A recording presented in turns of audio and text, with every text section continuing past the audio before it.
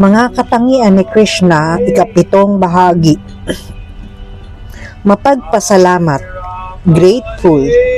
Ang sinumang tao na may kamalayan sa mabubuting gawain ng kanyang kaibigan at hindi kailanman nakakalimot sa kanyang paglilingkod ay tinatawag na mapagpasalamat.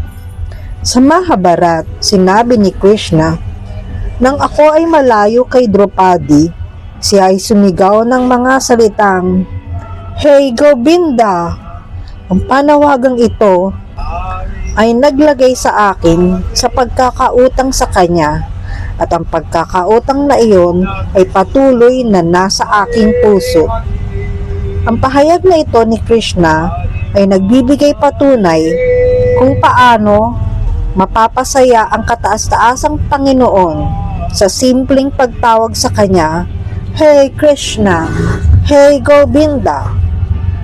Ang Maha Mantra, Hare Krishna, Hare Krishna, Krishna Krishna, Hare Hare, Hare Rama, Hare Rama, Rama Rama, Hare Hare, ay isa ring simpleng pagtawag lamang sa Panginoon at sa kanyang enerhiya. Kaya sa sino mang palaging abala sa pagtawag sa Panginoon at sa kanyang enerhiya, may isip natin kung gaano kalaki ang pagkakautang ng kataas-taasang Panginoon sa kanya. Imposible para sa Panginoon na makalimot sa gayong deboto. Malinaw na ipinahahayag sa talatang ito na ang sino mang tumatawag sa Panginoon ay agad na umaakit sa kanyang pansin, at ang Panginoon ay laging nananatiling may utang na loob sa kanya. Isa pang halimbawa ng damdamin ng pagkakautang ni Krishna ay binabanggit kaugnay sa kanyang pakikitungo kay Jambavan.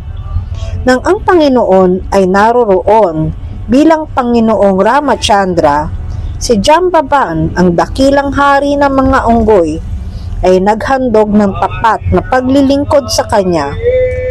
Nang muling magpakita ang Panginoon bilang Panginoong Krishna, pinakasalan niya ang anak na babae ni Jambavan at ibinigay sa kanya ang lahat ng paggalang na karaniwang ibinibigay sa mga nakatataas. Ang sinumang tapat na tao ay may utang na loob sa kanyang kaibigan kapag siya ay pinaglingkuran. Dahil si Krishna ang kataas-taasang huwaran ng katapatan, paano niya malilimutan ang pagkakautang sa kanyang lingkod? Dalubhasang hukom ng panahon at mga kalagayan. Expert judge of time and circumstances. Si Krishna ay napakahusay sa pakikitungo sa mga tao ayon sa kalagayan, lugar, panahon, at mga kasangkapan. Kung paano niya sinasamantala ang isang tiyak na panahon, kalagayan at tao ay ipinaliwanag niya mismo habang kinakausap si Uddhava tungkol sa kanyang rasa na sayaw kasama ang mga gopi. Sinabi niya, ang pinakaangkop na panahon ay ang gabi ng kabilugan ng buwan sa taglagas. Tulad ng gabing ito, ang pinakamainam na lugar sa loob ng sansinukob ay ang Vrindavan, at ang pinakamagagandang babae ay ang mga gopi. Kaya aking mahal na kaibigang Uddhava, iniisip kong ngayon ay dapat kong samantalahin ang lahat ng mga kalagayang ito at ialok ang aking sarili sa rasa na sayaw.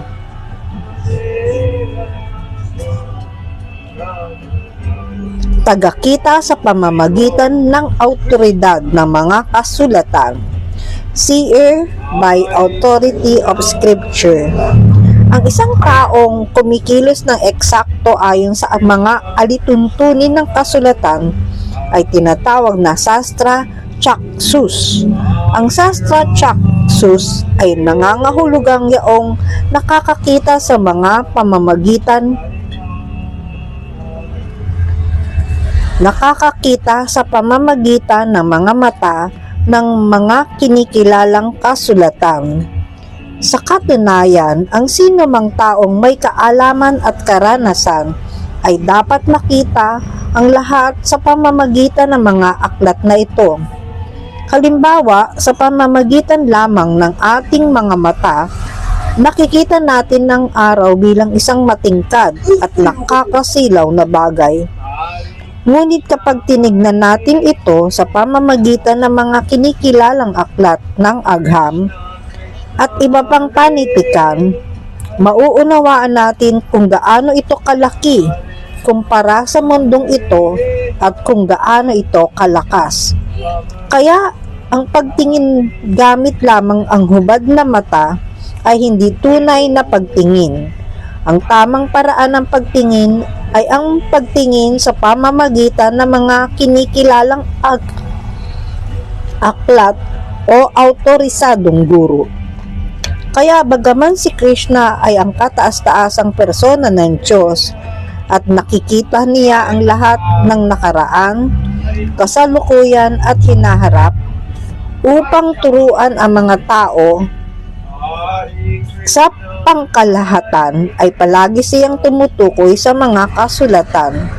Halimbawa sa Bhagavad Gita, bagaman si Krishna ay nagsasalita bilang kataas-taasang autoridad, binanggit at sinipi pa rin niya ang Vedanta Sutra bilang batayan.